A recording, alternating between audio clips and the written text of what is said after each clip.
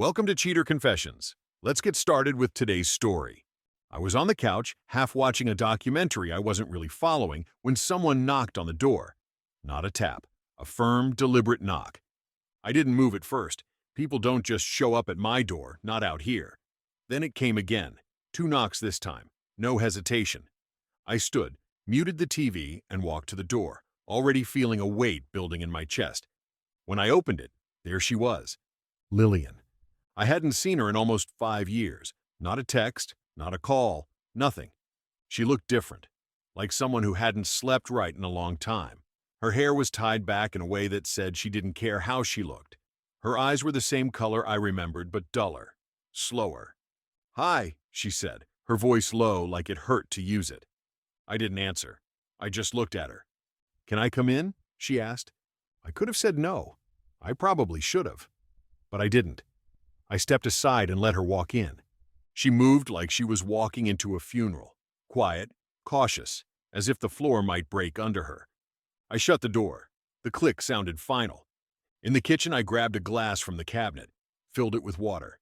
I didn't ask why she was here, didn't offer small talk. I handed her the glass. "Thanks," she said, barely meeting my eyes. I sat across from her. The silence settled between us, heavy but not awkward. She held the glass in both hands like it was keeping her together. Still, I didn't speak, because I knew exactly where this was going, and I already remembered how it started.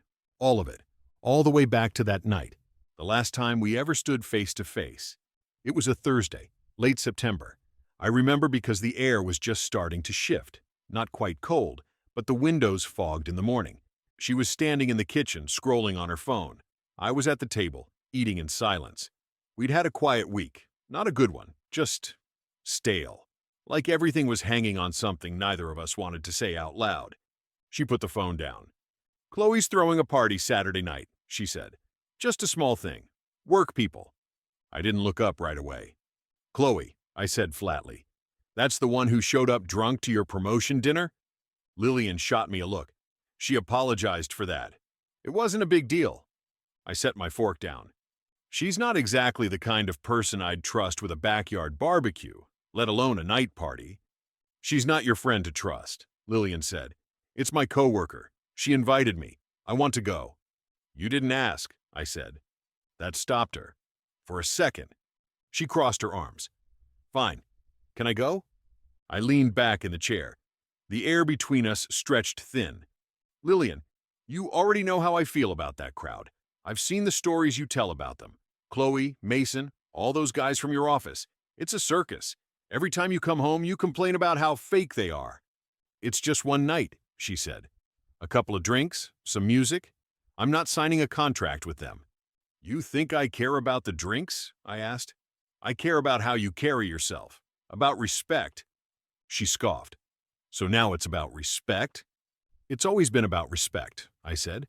"But lately you seem more interested in fitting in with people you don't even like than in protecting what we have." She rolled her eyes. "God, it's one night. You act like I'm betraying you." I shook my head. "It's not just one night," I said. "It's never just one night. It's every night you look past me like I'm in the way." She folded her arms, defensive now. "So, I'm not allowed to have a social life?" "You're allowed to have a life," I said. "But not one that keeps dragging you away from this, from us. Not one that keeps blurring the lines between who you are and who you're pretending to be." "It's not that deep," she said. "It's exactly that deep." I stood up. My voice was calm, dead calm. "If you go to that party, our marriage is over." Silence. She stared at me for a long second. Not shocked, not hurt, just steady. "Then I guess you already know what's going to happen," she said. And she turned her back, walked out of the kitchen, and left me standing there. Saturday night, I didn't go anywhere. I stayed home, turned on the game, but I couldn't follow a single play. My phone was face down on the table. I didn't want to look at it, but I couldn't stop glancing over. Around midnight, it buzzed. Ethan. We hadn't talked in a while, but he was one of the few people who'd seen both sides, me and Lilian. He used to work with her before he moved apartments. The message was short. "You need to see this man." There was a video file attached. I stared at it for a second, then tapped it. No hesitation. It started with music, loud, bright flashes from someone's phone light. People were shouting over each other, a cheap living room packed with too many people. Then the camera turned, and there she was. Lilian, on someone's shoulders, drink in one hand, laughing so hard she almost fell backward. Her shirt was twisted, her makeup smudged. She leaned down, kissing some guy on the cheek, then danced into a circle of coworkers, her arms in the air like she was queen of the circus.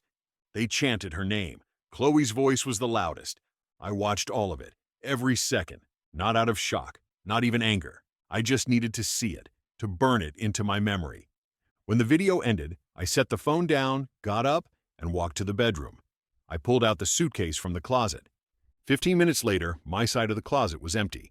I went to my laptop, logged into the bank, and moved everything into an account I'd opened 2 months ago, the day I first felt the shift between us. She hadn't even noticed. I printed out a note, short and clean. Don't look for me. By 2 a.m., I was gone. No calls, no explanation, just silence. That was the last time I saw her. Until today. Now, 5 years later, she was sitting on my couch, in a house she'd never been in, but one that carried every shadow of the life we lost. She didn't speak right away. She just sat there, cradling the glass in her hands, staring down like the water held answers. I stayed quiet. I wasn't going to give her a head start. After a while, her voice broke the silence. I didn't know what they put in the drink. I said nothing. Let her talk. I got there. Chloe handed me something before I even took my coat off, said it was a custom cocktail. Her lips twitched, like she was about to laugh, but couldn't find the humor. I took one sip. That's all I remember clearly. She paused, waited to see if I'd respond. I didn't.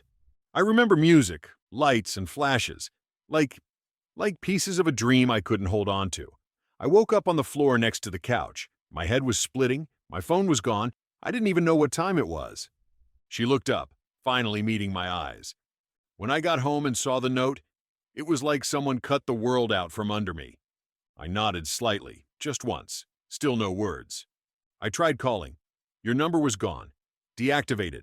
I checked with your parents, your job, and even Ethan. Nobody knew where you were. I made sure of that, I said. She blinked, a little taken aback by how easily I said it. I kept searching, she continued, for months. Hired someone after the first year, a private investigator. Took me forever to even get a lead. Why now? I asked. My voice was even. No accusation, just fact. Because I couldn't let it end like that. Not without explaining. She gripped the glass tightly. Chloe confessed, eventually. After I threatened legal action, she admitted they spiked my drink. Said it was a joke. Something to loosen me up. I narrowed my eyes. Some joke. I sued them. Won too. Got a payout? But none of that mattered. Her voice cracked then, just a hairline fracture in the mask. All I wanted was to see you. Just once. To tell you what really happened. To tell you I didn't walk out on you. Not like that. She looked like she was waiting for forgiveness. I didn't offer any. I let the silence sit between us until it got uncomfortable.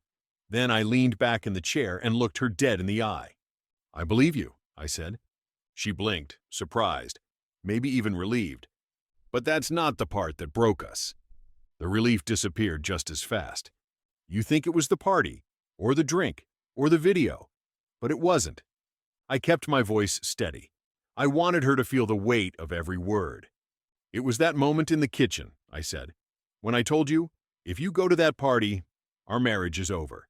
And you looked at me and said, then I guess you already know what's going to happen. Her eyes dropped again, but I didn't stop. You didn't argue. You didn't ask me why I felt that strongly. You didn't even pause. You walked away like the conversation was beneath you. I didn't know what I was walking into, she whispered. But you knew what you were walking out of, I said. That landed. She went quiet. I wasn't asking you to give up your friends. I was asking you to draw a line, a simple one, between the life we were building and the mess you kept dipping back into. She tried to speak, but I held up a hand. Look, I don't think you meant to destroy everything. But the truth is, you did. You made a choice. Maybe you didn't realize how permanent it would be. But I did. She looked at me again. This time, there was no fire in her eyes. No defense. Just defeat. I loved you, she said. I still do. I nodded. I don't doubt that. So, her voice cracked. Is there anything left? I stood up and walked to the door. I already gave you my answer, I said. 5 years ago. She stood slowly, like her body weighed more now than when she walked in. I opened the door. Lilian stepped toward the threshold but didn't cross it. Didn't move. Just stood there, like something was still holding her in place. I used to replay that night, she said. 100 different ways. Thought maybe if I hadn't picked up that glass, or if I'd stayed and argued with you, maybe we'd still be. I didn't answer. She looked down, then back at me. I'm not asking you to take me back, she said. I knew that was off the table before I even got here. I just needed you to see me, the real me. I gave a small nod. I see you. Tears welled in her eyes but didn't fall. She pressed her lips together and walked through the doorway. I didn't say goodbye, neither did she. She stepped onto the porch and paused for a second like she wanted to turn back, like maybe there was one more thing to say. But whatever it was, she swallowed it. Then she walked. I closed the door behind her. Quiet. No slam. Just enough pressure to feel the latch click into place. I stood there for a moment. Let the silence settle again. Then I turned around and walked down the hallway. Is she gone? A voice asked from the living room. Clara. She stepped out slowly, her arms folded across her chest, her face calm. She was the woman who stood by me when I rebuilt everything from scratch. Not someone who needed explanations, just someone who understood what it meant to survive and stay solid. She's gone, I said. Clara didn't ask what we talked about. Didn't need to. She already knew what kind of conversation this had been. She walked over and sat beside me on the couch, one hand resting gently on my knee. No questions, no rush. You okay? She asked. I nodded once. Yeah. We sat like that for a while. Quiet. Still. But not empty. The house felt lighter after she left. Not cheerful, just clear. Like someone had finally opened a window in a room that hadn't been aired out in years. Clara leaned back against the couch, legs tucked under her, silent beside me. She didn't ask for details. That's one of the things I respected most about her. She never needed to fill the silence just to prove she was there. After a long pause, I said, You know, some wounds don't bleed anymore, but they still leave a mark. Clara looked at me but didn't interrupt. I used to think time would erase all of it. The anger, the betrayal, the images stuck in my head. I shook my head slightly. But it doesn't. It just changes what you feel when you look at the scar. She nodded slowly. I told her I believed what happened. The drug, the setup. But I also told her that it wasn't what ended us. I paused, then said it again, like I needed to hear it one more time. It was the moment she looked at me and walked away. That was the real break. Clara reached out and took my hand. No words, just that. I looked ahead. The living room was quiet, still. It didn't feel heavy. It just felt like mine. The thing is, some people think love means unlimited chances. It doesn't. Sometimes love is knowing when to shut a door and leave it closed. For the first time in years, I didn't feel like I owed anyone anything. Not an explanation, not forgiveness, not another chance. Lilian had come back looking for peace. I had already found mine. A week later, I filed for divorce. Quiet. Clean. I hadn't filed before. That was part of the plan, to disappear completely. But once she found me, there was no reason to wait. It didn't feel dramatic, just necessary. I rested my head against the back of the couch and let my eyes close. That chapter was over. For good. And this time, I was the one who closed the door. Thank you for watching.